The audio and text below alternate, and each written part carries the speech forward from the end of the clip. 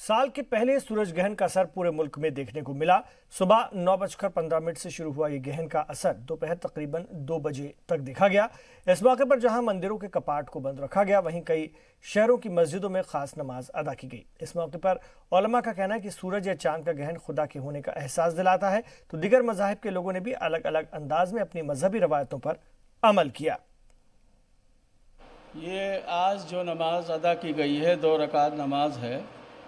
ये जैसा कि आप सब जानते हैं कि आज सूरज ग्रहण पड़ रहा है और ये सूरज ग्रहण बहुत बड़ा सूरज ग्रहण पड़ रहा है और इसी की 2 रकात नमाज, इसको हम लोग नमाज कुसूफ कहते हैं।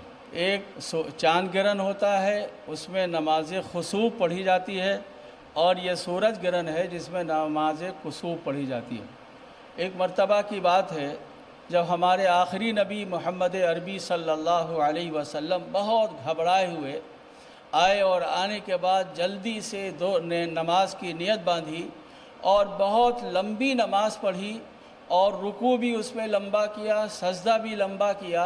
सहाबा कराम कहते हैं कि ऐसी नमाज हमारे नबी ने नहीं पढ़ी थी।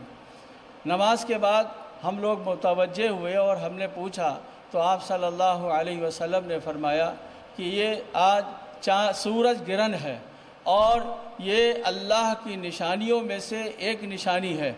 यानी सूरज ग्रहण हो या चांद ग्रहण हो, ये दोनों अल्लाह की निशानियों में से एक निशानी है। अल्लाह तबारक व तआला ने सूरज को जो रोशनी अता की है वो मालिक है, कुदरत वाला है, हर चीज़ पर उसी की कुदरत है। जब चाहता है रोशनी छीन लेता है, जब चाहता है रोशनी दे देता है।